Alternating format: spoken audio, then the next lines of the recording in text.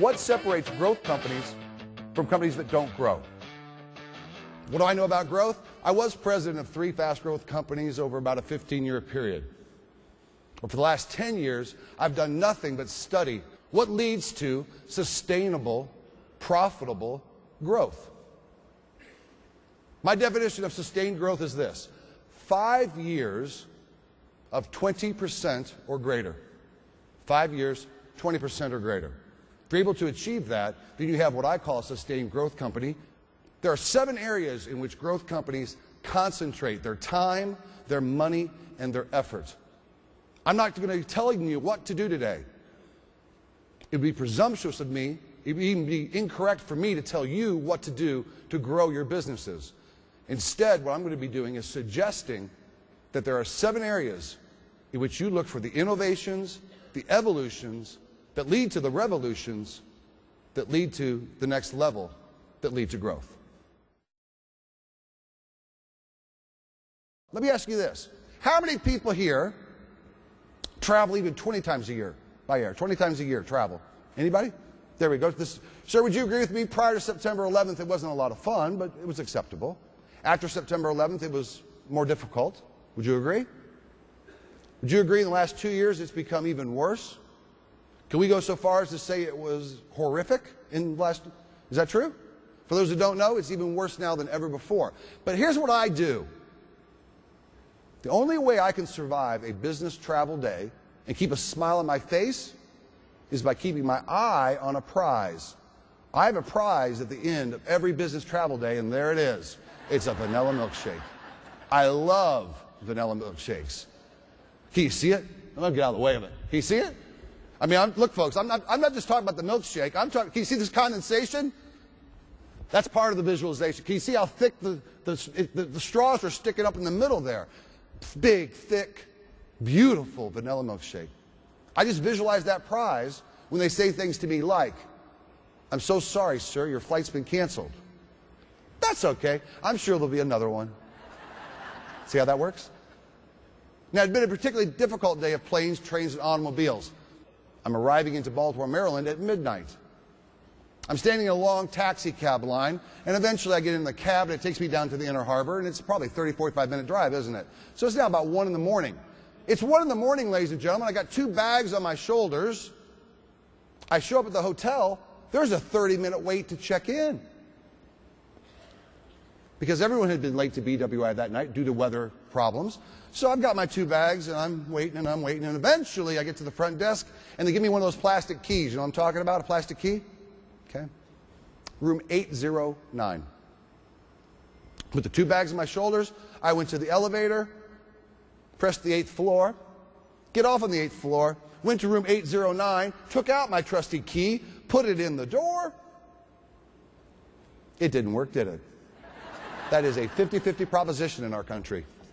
So, I'm still smiling. I went downstairs. I got another key. I put the 2 bags on my shoulders. I went to the 8th floor. I went to room 809. I put it in the door. Now, this time it worked.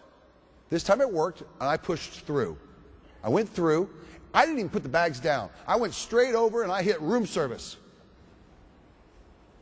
This is an exact quote of what I heard on the other end of the line. "Good evening, Mr. Little.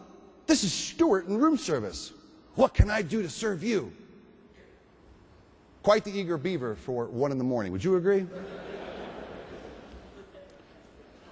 But he was obviously polite. He was obviously well trained. At this point in the transaction, I was relatively encouraged. At this point, I said, "Stuart, I'd like a vanilla milkshake, please." Now, what did Stuart say to me? Right, we don't have vanilla milkshakes. I was crushed, right? But I regrouped. I knew he was my friend.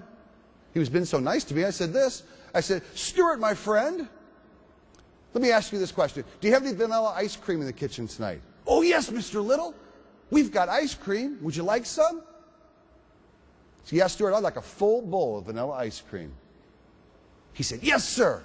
Right away, sir. Anything else I can do to serve you?" I said, "Yeah. You got any milk down there in the kitchen?" You need milk, Stuart? He said, yes, Mr. Little, I've got milk. Would you like some? Yes, Stuart, I'd like a half-full glass of milk in the tallest tumbler you have. Half full, Mr. Little? Half full, Stuart. Now, he thought that was an odd request, but he agreed to it. Anything else, Mr. Little? Anything else at all I can do to serve you? Stuart, I'm going to need a long spoon to go with that. Now, you think I'm making this up. Folks, I can't make stuff like this up. Okay? This is what happened. 5 minutes later, there was a knock at the door, and there is a tray with a full bowl of ice cream, half a glass of milk, and a long spoon. Now, I have a question for you. Perhaps you'll want to discuss it amongst yourselves. The question is this: is Stuart stupid?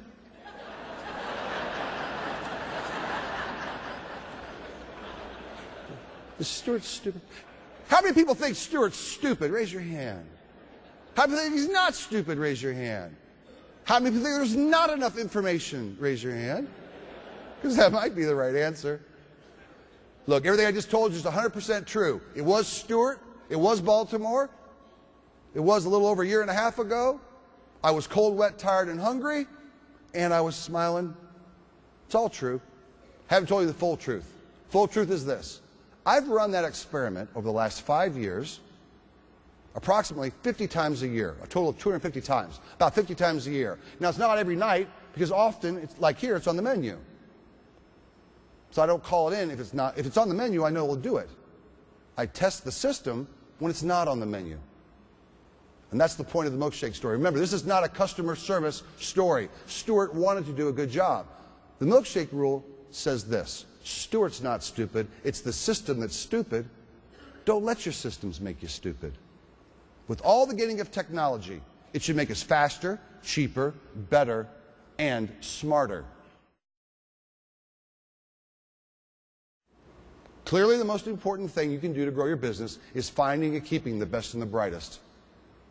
Finding and keeping the best and the brightest is where business growth leaders concentrate the most time, the most money, and the most effort.